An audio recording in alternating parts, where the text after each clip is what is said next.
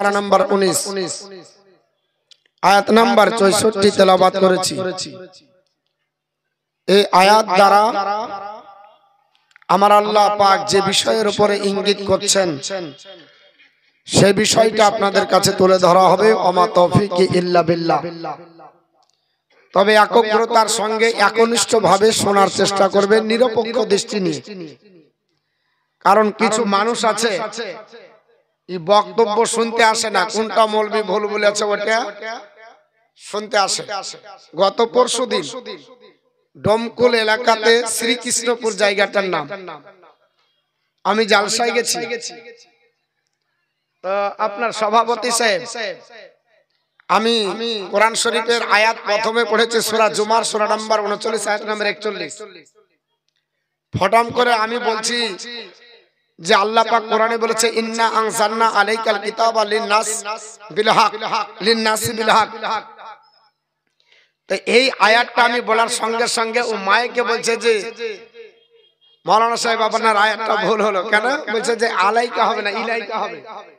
তার মানে গ্রামার তো জানে না, মূর্খ। ইন্না নিশ্চয় আমি আল্লাহ, না ওয়াহিদ মুতাকাল্লিমের সেগা। ইন্না মানে নিশ্চয়, আর ইন্না মানে নিশ্চয় আমি আল্লাহ। আনজালনা আমি অবতীর্ণ করেছি, আলাইকা আলা মানে উপরে, কা মানে আপনার। এই কা হচ্ছে জামির, মানে বাংলায় সর্বনাম বলা হয়। আপনার উপর আমি অবতীর্ণ করেছি কিতাবা মানে কিতাব কোরআন, লিন-নাস মানুষের জন্য, হরফে জার লাম, আর নাস হলে মানুষ, বিল হক মানে সত্য ধর্ম সহ। এখানে হক মানে সত্য ধর্ম। ওকে গ্রামার দিয়ে বোঝালেও ই মূর্খ বুঝে না, বুঝছেন না, ইলাইকাই হবে। আমি বলছি যে আপনাকে গ্রামার দিয়ে বুঝিয়ে দিচ্ছি, আলাইকা আছে, মিস্টেক হতে পারে প্রিন্টে। ও আমার সাথে তর্ক করে এখন লোকও বলছে যে আচ্ছা কাজ।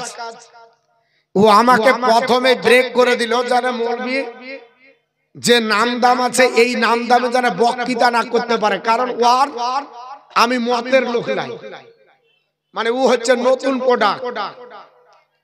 ও নতুন প্রোডাক্টের জন্য ও আমাকে ব্রেক করার চেষ্টা করল।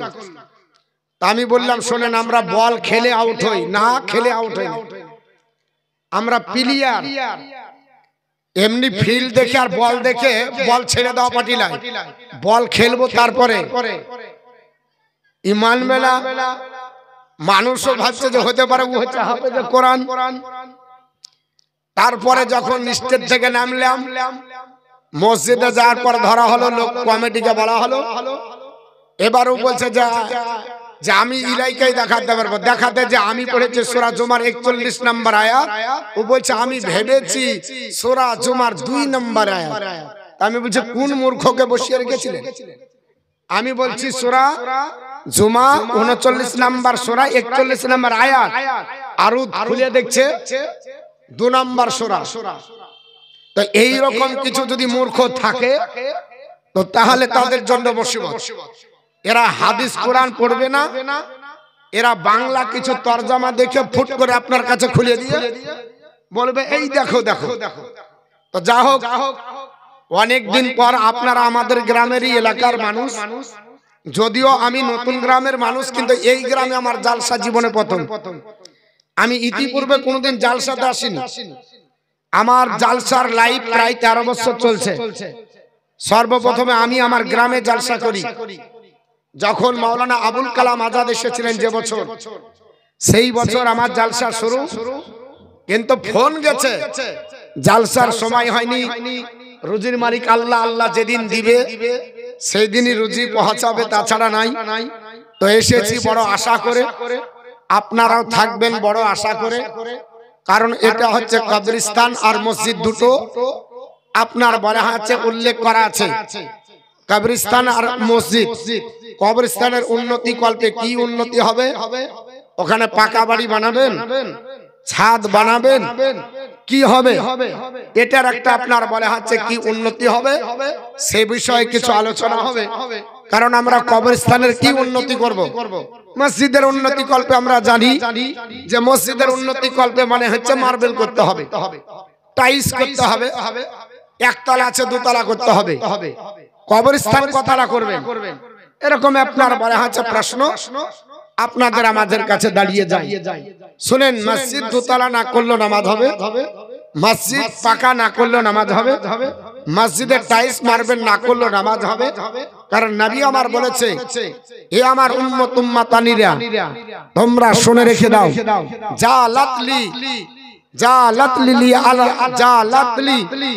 আপনার বলা আছে আরদা মসজিদান, গোটা পৃথিবীকে আমার আল্লাহ পাক আমার জন্য মসজিদ বানিয়ে দিয়েছে। জোরে বলুন, এটাও হলো আল্লাহর মসজিদ, আপনার রাস্তাটাও আল্লাহর মসজিদ।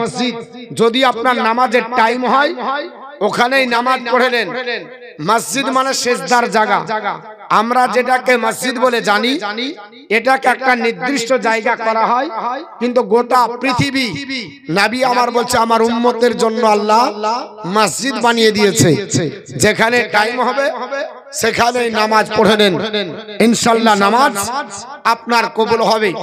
যাই হোক, পবিত্র কোরআন সূরাটির নাম সূরা ফুরকান, সূরা নাম্বার 25, পারা নাম্বার 19, আয়াত নাম্বার 64 তেলাওয়াত করেছি। মহান রব্বুল আলামিন বলে, ওয়াল্লাযিনা ইয়াবিতুনা লিরাব্বিহিম সুজদান ওয়া কিয়ামা, and those who believe who spend their night beyond standing before their Lord, আল্লাহর প্রেমিক প্রেমিকা বান্দা বান্দি তারা যারা রাত্রি কাটাবে কিয়াম আর সিজদায়। এখানে কিয়াম মানে ইয়া নবী সালামু আলাইকা না, এখানে কিয়াম মানে হলো আপনার দাঁড়িয়ে দাঁড়িয়ে নফল নামাজ পড়া। আমরা যে কিয়াম করি এই কিয়াম আপনার ইয়া নবী সালামু আলাইকা, এই কিয়াম এখানে বলা হয়নি। গত পরশুদিন সেখানে কিয়ামও করেছি, সবাই দাঁড়িয়েছে, দুই হনুমান দাঁড়ালো না, তো দাঁড়ালি না সবাই দাঁড়ালো, এই দুই হনুমান আপনার বসে থেকে গেল। তো সমাজ আপনার বলা হচ্ছে কি বলছে ওটা চাই না, গোটা মুসল্লি দাঁড়িয়ে গেল, ও আপনার বলা হচ্ছে দাঁড়াবে না। ও বলছে যে এখানে আপনার করা উচিত হলো না। বলে কেন? বলে আমি তো করি না, তো তুমি করো না, তো আমি তো করি। আমি করি, তোমার ওখানে তোমার বিবেকে বাজছে না। যেখানে 1000 লোক সবাই করলো, ইমা আপনার বক্তা করছে, তুমি কোন মহারথী যে তুমি ওখানে বসে করছো না? হ্যাঁ হ্যাঁ, তোকে জিজ্ঞাসা করলাম কিয়াম জায়েজ না না জায়েজ, তো বলছে ওটা বলা যাবে না।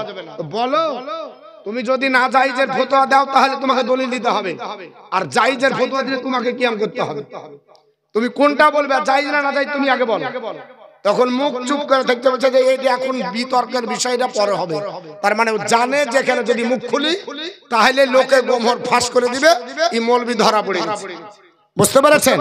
এ তো পেটের ভিখারি, পেট চালায়, এ তো আসলে হক কথা বলতে জানে না। আমাদের রানীতলাতে এক পেট ভাতারি ছিল, বুঝতে পেরেছেন? ও পেটের পাগল ছিল, সারা জীবন সব জায়গায় যে মিলাদ করেছে, কিয়াম করেছে, আবার ওর ভক্তের বাড়িতে যাবেছে। ইয়া চলবে না, ইয়া চলবে না, এটা চলবে না। আর যেটা চলবে না সেটা কোনো জায়গায় চলবে না। যেটা হারাম সেটা কাবার ভিতরে যদি করে সেটাও হারাম, যদি কাবার বাইরে করে ওটাও হারাম। যেটা চলবে না সেটা চলবে না, ঠিক না বেঠিক?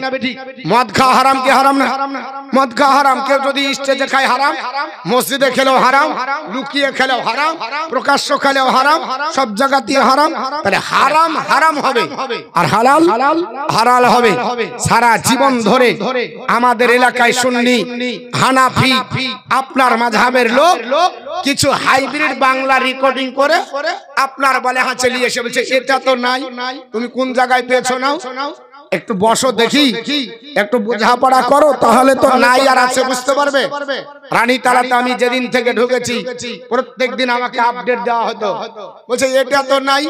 তারপরে জুম্মার জবাব করতে করতে এমন হয়েছে মুখ থুবড়ে পড়েছে আর জবাব দিচ্ছে না। যে লোক জিন্দেগিতে আমার পিছনে নামাজ পড়েনি, আজ তার বাড়িতে মিলাদ করেছিল, তার বাড়িতে মিলাদ করলাম, বলছে হুজুর যা পারবেন সব করেন, আমাদেরকে তো ভুল বুঝিয়ে চলো। তো বাপ, এইরকম কিছু মানুষ এখন বেরিয়ে গেছে, হাইব্রিড মুসলমান। এদের কাছ থেকে ধোঁকা থেকে বাঁচবেন, কারণ এদের ধোঁকা বড় ধোঁকা। এই ধোঁকাতে যারা না পড়ে যান, কারণ কবরস্থানে যে আগে সব লোক আপনার বলে হচ্ছে কবর জিয়ারত করতো, এখন বলছে কবর জিয়ারত নাই। গত কয়েকদিন আগে শবে মিরাজের ফাতিহা হলো, এক বক্তা বলছে যে আল্লাহ রাসূল সাল্লাল্লাহু তাআলা আলাইহি ওয়াসাল্লাম আল্লাহকে দেখেনি, জিবরিলকে দেখে চলে এসেছে। মানে আল্লাহ রাসূল জিবরিলকে চিনে না, মানে আল্লাহকে দেখতে গেছে, আল্লাহ ডাকছে নবীকে। হাদিসটি বুখারীতেও আছে, মুসলিম শরীফে আছে। শুনেন, বুখারী শরীফের 3207 নম্বর হাদিস, ভালো করে লক্ষ্য করবেন, এবং মিশকাত শরীফের আপনার বলে আছে 73 নম্বর হাদিস মুখস্থ করবেন। আল্লাহ পাক বলছে রাইতু রাব্বি ফি আহসানি সূরাতি, আমি আল্লাহকে আমি উত্তম আকৃতিতে দর্শন করলাম। আল্লাহকে উত্তম আকৃতিতে দর্শন করলাম। আল্লাহকে নবী দেখেছে, এটা নবী বলছে। আর আপনার বলে হচ্ছে হুজুর বলছে আল্লাহকে দেখেনি, জিবরিলকে দেখে এসেছে। তার মানে এই নবীর উপরে খবরদারি চালাচ্ছে। নবী বলছে আমি আল্লাহকে দেখলাম। রাইতু রাব্বি, রাব্বি মানে কি? আমি আমার আল্লাহকে দেখলাম। রাইতু রাব্বি ফি আহসানি সূরাতি, উত্তম আকৃতিতে দেখলাম। যা আপনার বলে আছে দেখে ফা ওয়াজা কাফাহু বাইনা কাতাফি, আল্লাহর কুদরতি হাত আমার বুকের উপর রাখলো। আল্লাহর কুদরতি হাত আমার বুকের উপর রাখার পরে আল্লাহ রাব্বুল আলামিন আমার হাতের উপর আপনার বুকের উপর যখন লাগলো, যা আপনার বলে আছে ওই অবস্থায় আপনার বলে আছে আমার আপনার বক্ষস্থলটা ঠান্ডা হয়ে গেল, শীতল হয়ে গেল। আর ঠান্ডা যখন হলো তখন আপনার ফা আলিমতু মা ফিস সামাওয়াতি ওয়াল আরদ, আসমান জমিনের যা জ্ঞান আমি রাসূলুল্লাহ সব জেনে নিলাম। জোরে বল সুবহানাল্লাহ। আর এই মোল্লা বলছে জিবরিলকে দেখে আসলো। আমরা বলছি রোজা করতে হবে, সবে মিরাজের ফাতিহা আছে, সবে মিরাজের নামাজ আছে, বলছে ইয়ার নামাজ নাই, ইয়ার কোনো রোজা নাই। তার মানে নফল করতে দিবে না, নফল রোজা আপনার নাই, নফল আপনার ইবাদত আপনার নাই। এই করে আপনাকে আমাকে বঞ্চিত করছে। আগামী শবে বারাত আসছে, শবে বারাতের উপর আপত্তি করা ফতোয়া তারা দিবে। বলছে যে শবে বারাতের আপনার বলে আছে রোজা নাই, শবে বারাতের দিন রাত্রি জাগরণ নাই। শবে বারাতের রাত্রি যদি জাগে তো তার চাইতে মসজিদে না ভিড় করে বেশ্যায় খানায় যাওয়া উত্তম। জোরবান আস্তাগফিরুল্লাহ। এটা কে বলেছে? মৌলবি বলেছে। কোন একজন অমুসলিম এত বড় কথা বলে না। যারা বলে এই যারা শাইখদেরকে মানছে, এই শাইখ মানছে। এক শাইখ দেখছি একটা তসবিহকে নিয়ে স্টেজে ছিঁড়ে ফেললো, বলছে এইরকম তসবিহ জমিনে ফেলে লাঠে কোচিলে আপনার বলে হাতে ফেলে দাও দরকার। জোরবান আস্তাগফিরুল্লাহ। এটা কি বলেছে? শাইখ করেছে, তসবিহকে ছিঁড়ে ফেলছে স্টেজে, ছিঁড়া ফেলার পরে পায়ে আপনার নিচে ফেলছে। এরা মুসলমান যে নবীর আপনার বলা আছে আপনার সাহাবীরা তসবিহ করেছে, ওকে চ্যালেঞ্জ করেছি যদি তসবির হাদিস না দেখাতে পারি তাহলে জিন্দেগিতে স্টেজে বক্তৃতা করব না। বসাও তোমার সাইডে, দেখি কত ভারে কত তেল আছে। ও হাদিস তো পড়েনি, ও কানা বাংলা আপনার তরজমা করেছে, কত চুরি করেছে হাদিস তার ঠিক নাই, কত হাদিস চুরি করেছে তার ঠিক নাই। এই কানা আপনার বলে হয়েছে মানুষের ঈমানকে নষ্ট করার জন্য এই রকম হাদিস আপনার বলে হচ্ছে, বলছে এটা নাই ওটা নাই, তো ওটা নাই তো তোর জালসা করে টাকা নিতে হবে। কোন হাদিসে লেখা আছে তুই আগে দেখ। বল ইমামতি করে টাকা নিতে হবে, কোন হাদিসে লেখা আছে? যদি এক হাদিসে একটা কেউ দেখাতে পারবে যে সুন্নাতে রাসূলুল্লাহ, তো সুন্নাতে রাসূল বিনা পয়সাতে ইমামতি করে যেতে হবে, একদিনও টাকা নিতে পাবে না। যদি দেখাতে পারো তাহলে তোমাকে বলবো তুমি হাদিসের উপর আমল করো। তুমি জানো না ইসলামের দলিল চারটা আপনার বলে আছে, এইরকম আপনার বলে আছে ফিতনা বেরিয়েছে। জীবনে কবরস্থানে দাঁড়িয়ে দোয়া করে না, কবরস্থানে দাঁড়িয়ে দোয়া করছে না, হাইব্রিড গেল নামাজ দিয়ে চলে আপনার মাটি দিয়ে চলেছে। আমাদের এলাকায় হোসনাবাজ আপনাদের আছে পাশে, সারা জিন্দেগিতে হাদিসে আছে আপনার এই মুসলমানরা জানলো যে জানাজা পড়ে এক রাত নাকি আর মাটি দিয়ে আর এক রাত নাকি, তো বলছে 20 জনের মাটিতে যদি কবর চলে যায় আর দিতে হবে না, কি করতে হবে বলে বাড়ি ঘুরে চলে যাও। তো হ্যাঁ আমি যে এক রাত নেকি পারলাম না, তো বলছে নিয়াত করে নাও, তো নিয়াত করে যদি নেকি পাওয়া যায় বাড়িতে বসে পড়বে আল্লাহ 5 ওয়াক্ত নামাজ পড়ে নিলাম, হবে না? হ্যাঁ নিয়াত করেই যদি নাকি পাই কাজ না করে তো বাড়িতে বসে বলবো আল্লাহ নিয়াত তো করেছি পাক্কা সাচ্চা জাড়ের দিনে আর হাত বের করছি রে বিছানার তলে নিয়াত করে নিলাম 5 ওয়াক্ত নামাজ কবুল করে নাও হবে না হ্যাঁ তুমি সব জায়গাতে নিয়াতের ফতোয়া দাও আর আজকে বাড়ি থেকে বসে তুমি বলছো যে নিয়াত করে নেকি হয়ে যাবে এই রকম ভ্রান্ত মতবাদ আপনার মানা যাবে না মাটি দেন আপনার বলে হচ্ছে যতটা মাটি তার কবরে উঠেছে প্রত্যেকটা মাটি পাওয়ার হক আছে বাইরে থেকে মাটি দেওয়া যাবে না বাইরে থেকে মাটি দেওয়া যাবে না তবে যদি কেউ হাজী থাকেন তো মসজিদে নববীর পাশে একটা কবরস্থান আছে জান্নাতুল বাকি দেখেছেন জান্নাতুল বাকিতে 1450 বছরের কবরে এখনো প্রতি বছর মাটি দেওয়া হয় যদি হয় যদি না হয় আমার গলায় জুতোর মালা দিয়ে দিবেন আমি মালা পরে নেব আপনার কবরে প্রত্যেকটা কবরকে চারা আছে আর বছরের পর যখন মাটি নেমে যায় পানি বৃষ্টি হলে আবার কবরে মাটি দিয়ে উঁচু করা হয় জান্নাতুল বাকির প্রত্যেকটা কবরে বলেন কোন হাদিসে লেখা আছে যে প্রত্যেকটা পুরাতন কবরে মাটি দিতে হবে তখন তোমার ফতোয়া বন্ধ হয়ে যায় আর এখন তুমি আপনার ফতোয়া দাও আমি সালাম মুসাফা করেছি করার পর বুকে হাত রেখেছি তো এক আপনার বলে হচ্ছে হাইব্রিড বলছে হুজুর সালাম মুসাফা করে এখানে হাত দিতে হয় কোন হাদিসে লেখা আছে আমি বলছি প্রত্যেকটা শায়েখ সৌদিতে যারা ইমামতি করছে তারা আপনার সালাম মুসাফা করার পর গালে গাল ঠেকেছে এটা কোন হাদিস আছে তো সেটা মহব্বত তোমাদেরটা মহব্বত আর আমাদেরটা দলিল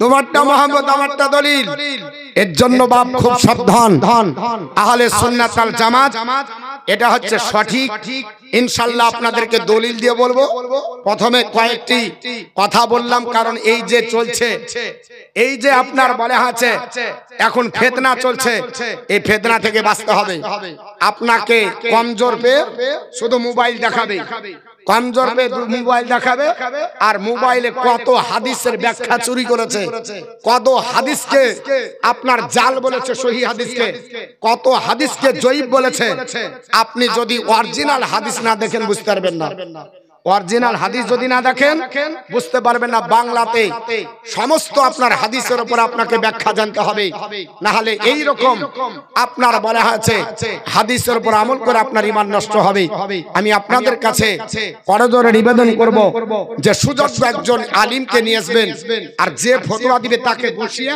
সামনাসামনি দেখা হোক আমি তো প্রতিদিন চ্যালেঞ্জ করি জুম্মায় প্রত্যেক দিন জুম্মাতে চ্যালেঞ্জ করি যে আমি বক্তৃতা করলাম বক্তৃতার যদি মুখালিফ আপনি কোন হাদিস দেখাতে পারেন আমারটা আপনার কমজোর আমি আপনার বক্তৃতা করব না তো ইনারা আপনার বলে হচ্ছে আর হাদিস খুঁজে পাই না যে বলছে আমরা এখন সবাই মিলে এক হয়ে চলবো তার মানে তুমি হচ্ছে গোল আলু তুমি এখন পাচ্ছ না তুমি বুঝে নিয়েছো যে মতিউর রহমান ঢুকেছে কারণ সব জায়গাতে বিড়াল পায়খানা ভিড়তে পারে না ও জায়গা বুঝেই আপনার বলে হচ্ছে যাই মতিউর রহমান যতদিন ছিল না ততদিন তুমি বাতলিং খুব করেছো যেদিন থেকে রানীতারাতে মতিউর রহমান ঢুকেছে তখন এখন বলছে আমরা সবাই মিলেই তো চলি তুমি এতদিন তো ফিতনা তুমি বাঁধিয়েছো সব লোক হানাফি ছিল তুমি নতুন নিয়ে এসেছো তোমারটা প্রমাণ আগে করো কোথায় পেলে তারপর আমারটা তো পুরাতন আমার বাপ দাদা করে এসেছে আমি করে এসেছি এটা তো আমার পুরাতন আমার তো দলিল লাগবে না তুমি দিলে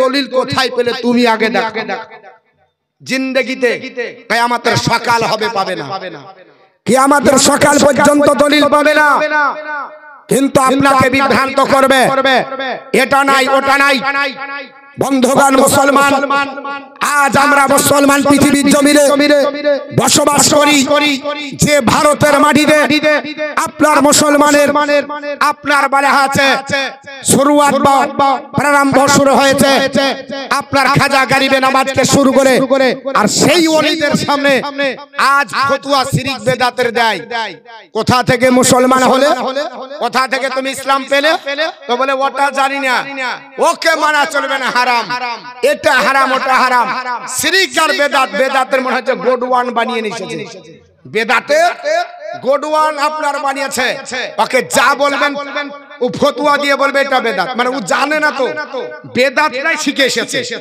ও আর অন্য হাদিস আপনার পড়েনি। তো যাই হোক দরুদ শরীফ পড়েন, সামনের দিকে একটা একটা করে দলিল ইনশাআল্লাহ দিয়ে যাব।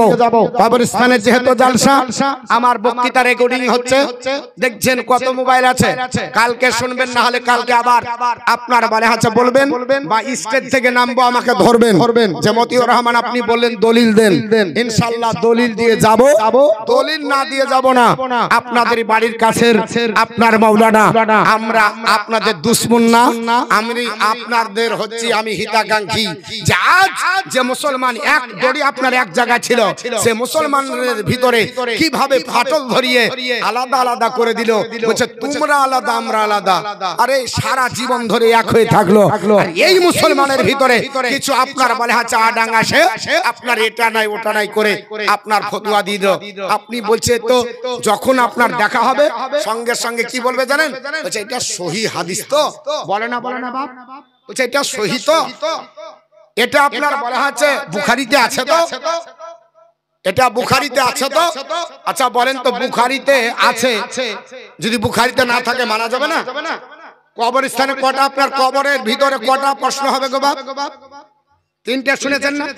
কেউ যদি বুখারী থেকে দেখাতে পারেন জিন্দেগিতে বক্তৃতা করব না, আজ বলে গেলাম স্টেজে, যদি বুখারী থেকে দেখাতে পারে যে কবরে তিনটি প্রশ্ন হবে, এটা বুখারীতে লেখা আছে, জিন্দেগিতে বক্তৃতা করব না। মুসলিম শরীফে আছে, জিন্দেগিতে বক্তৃতা করব না, তার কি মানবেন না? বুখারীতে নাই তাই বলে মানবেন না?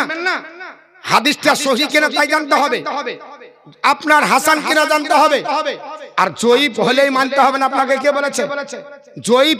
প্রত্যেকটা ইমামের একমত যে জয়ীফ হলে ওর উপর আমল করা যাবে, যদি ওর মুখালিফ কোনো আপনার সহি হাদিস দলিলের জন্য না থাকে। দলিলের জন্য সহি হাদিস দরকার, কিন্তু জয়ীফ হলেও মানা চলবে, ওর উপর আমল করা যাবে।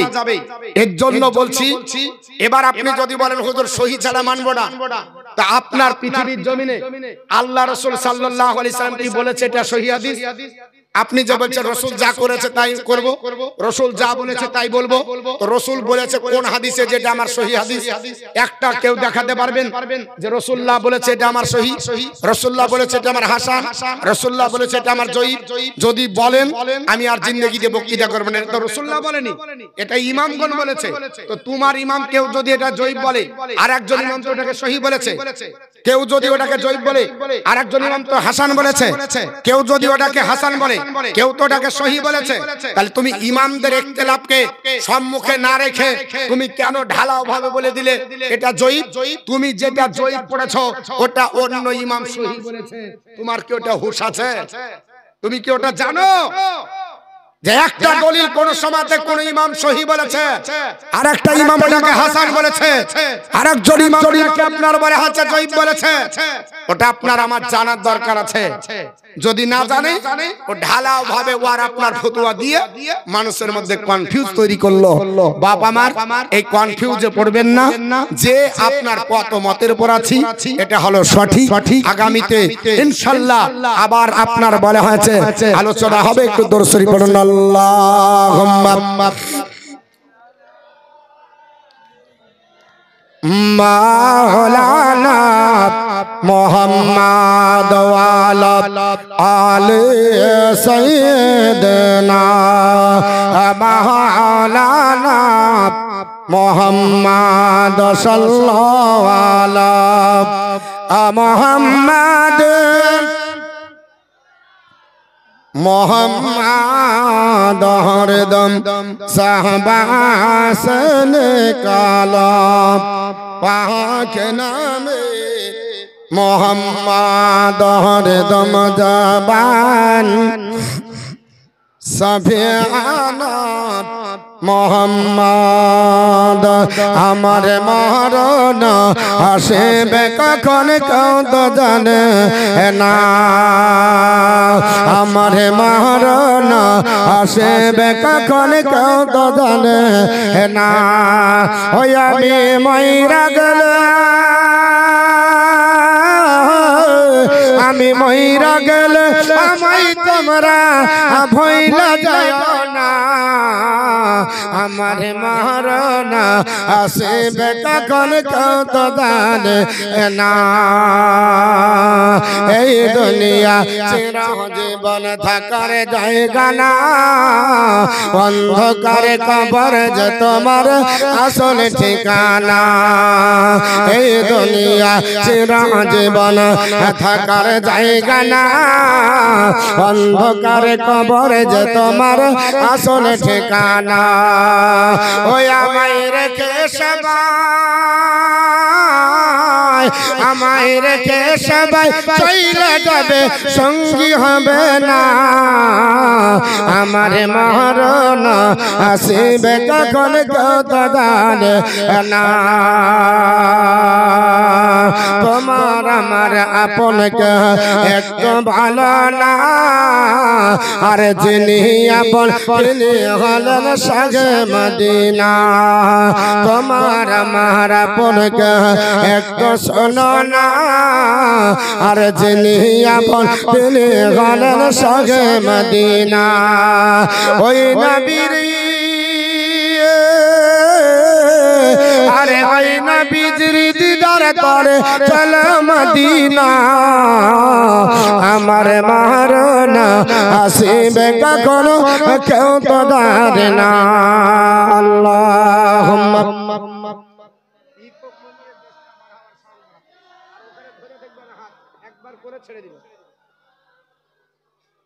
না ওটা আমি ঠিক করব ইকো কমাও কমাও বেশ বাড়াও মাওলানা মুহাম্মদ ওয়ালা আলি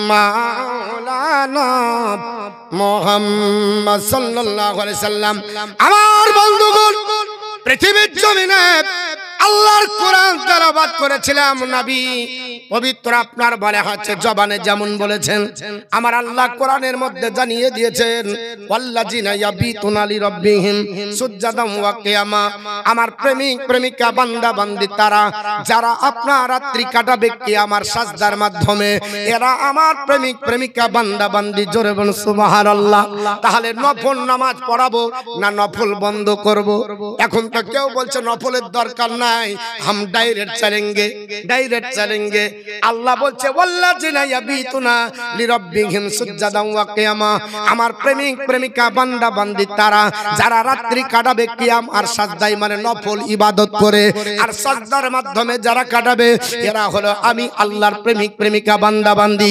বোঝা গেল ফরজ পড়লে আল্লাহর হক আদায় করা যায় আর নফল পড়লে আল্লাহর প্রেমিক প্রেমিকা হওয়া যায় এখন আল্লাহর হক শুধু আদায় করে ছাড়বেন না আল্লাহর প্রেমিক প্রেমিকা বান্দা বান্দি হবেন আল্লাহর প্রেমিক প্রেমিকা যদি হতে হয় তাহলে আপনাকে নফলের ইবাদত করতে হবে নফল রোজা করতে হবে নফল যত আপনার ইবাদত আছে করতে হবে কারণ জালসা করা ফরজ না জালসা করা ওয়াজিব না কারণ জালসা করাটা এটা সুন্নাতে রাসূলও দেখতে পাবেন না কারণ জালসা নবীর জায়গায় নবীর জীবনে জিন্দেগিতে আপনার হয়নি কোন সাহাবা کرامরা জালসার আয়োজন করেনি এই জালসা পৃথিবীর জমিনে কয়েক বছর আপনার হলো তাহলে জালসা করার পরে ফতোয়া ফরজ হয় না অথচ পৃথিবীর জমিনে নফল ইবাদত করলে ফতোয়া দেয় এটা চলবে না মুসলমান পৃথিবীর জমিনে আল্লাহ পাকের ইবাদত করুন আল্লাহ পাকের বندگی করুন কারণ পৃথিবীর জমিনে আল্লাহর বندگی করলে আমার আল্লাহ পাক আপনাকে রক্ষা করবে আপনি কোরআন পড়তেছেন ওটাও আপনার নফল ইবাদতের মধ্যে পড়ে আল্লাহর কোরআন যদি কেউ পড়ে ফতোয়া দেয় নাকি হ্যাঁ দেয় কেউ দেয় বলছে কোরআন নির্দিষ্ট কোন দিনে আপনার পড়া যাবে না নির্দিষ্ট টাইমে কোরআন পড়া যাবে না বলে কোরআন কেন নির্দিষ্ট টাইমে পড়া যাবে না বলে কোরআন নির্দিষ্ট টাইমে যদি পড়োটা বেদাত হয়ে যাবে জোরে বলুন আস্তাগফিরুল্লাহ আমার আল্লাহ পাক কোরআনকে পড়ার জন্য বলেননি নির্দিষ্ট টাইমে পড়ো আল্লাহ বলেননি কখন পড়তে হবে শুধুমাত্র আল্লাহ এক জায়গাতেই বলেছেন ইন্নাল কোরআনা ফজরি কানা মাশহুদা আমি আল্লাহ পাক বলছি নিশ্চয় আমার কোরআন ফজরের যারা তেলাওয়াত করবে ওই ফজরের তেলাওয়াত কোরআন আল্লাহর দরবারে কিয়ামতের দিন হাসরের ময়দানে আল্লাহর কোরআন সেই দিন সাক্ষী হয়ে আল্লাহর নাজাত বানা আপনার নাজাতে জান্নাতের ওসিলা বানাবে কোরআনের মাধ্যমে। জোরে বলো সুবহানাল্লাহ। হাসরের ময়দানে নবী সাফায়াত করবে, তার সঙ্গে কোরআনও সাফায়াত করে দাঁড়িয়ে যাবে। কারণ নবী আপনার পবিত্র জবান দ্বারা বলেছেন, সাহাবারা আল্লাহর বান্দা বান্দি পৃথিবীর জমিনে আপনার পবিত্র কোরআনের সূরা বাকারার লাস্টের দুটো আয়াত যদি মুখস্থ করে নেয়, ওর উপর আমল করে যদি জিন্দেগি কাটায়, আমি রাসূলুল্লাহ বলছি হাসরের ময়দানে যেদিন আমার আল্লাহ সূর্য মাথার উপরে উত্তোলন করবে, প্রচন্ড রোদের কারণে মগজগুলো টকবক টকবক করে ফুটতে থাকবে, নাক আর কানের ছিদ্র দিয়ে যেই দিন আপনার মগজ গলে গলে পড়বে, যেই দিন বাপ পাশ থেকে সরে যাবে, বাপ আপনার বাপের পরিচয় দিবে না, মা আপনার কাছ থেকে সরে যাবে, মা মায়ের পরিচয় দেবে না, যেই দিন আপন বান্ধবী আপনার কাছ থেকে পার হয়ে যাবে, আপন বিবি যেই দিন পার হয়ে যাবে, সন্তান যেদিন পার হয়ে যাবে, সবাই যেই দিন পার হয়ে যাবে, আপন হবে আমার রাসূলুল্লাহ। কারণ রাসূলুল্লাহ বলেছে, জগৎবাসী তোমরা শুনে রেখে দাও, লিকুল্লি শাইইন লিকুল্লি শাইইন লিকুল্লি নাবিয়্যিন দাওয়াতুল মুস্তাজাবা। এ সাহাবারা, আমি রাসূলুল্লাহ বলছি, শোনো, পৃথিবীতে যত নবী আমার আল্লাহ পাঠিয়েছে, প্রত্যেক নবীকে আমার আল্লাহ স্পেশাল একটা করে মজেজা দান করেছে। আদম নবী আপনার পেয়েছেন, আদম থেকে আপনার পৃথিবীর জমিনে ওই মজেজা হচ্ছে তাদের দোয়া।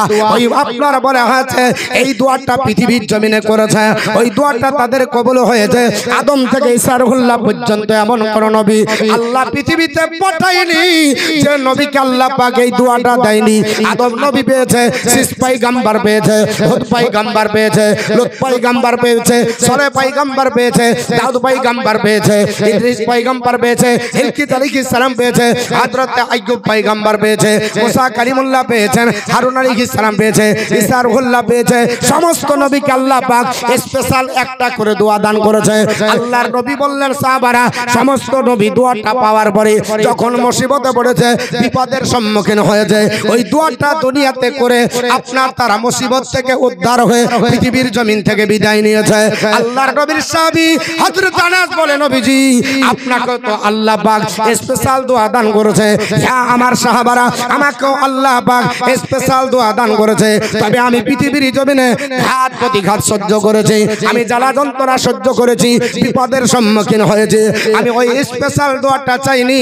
কারণ আমি জানি পৃথিবীর জমিনে যত বড় মুসিবত হোক না কেন, এই পৃথিবীর মুসিবতের চাইতে আপনার হাসরের ময়দানে সূর্যর যেদিন আল্লাহ উত্তরণ করবে, যেই দিন হাসর প্রতিষ্ঠিত হবে, 7 দিন যেদিন হাসর থাকবে, ওই দিনের মুসিবতটা দুনিয়ার মুসিবতের চাইতে কঠিন হবে।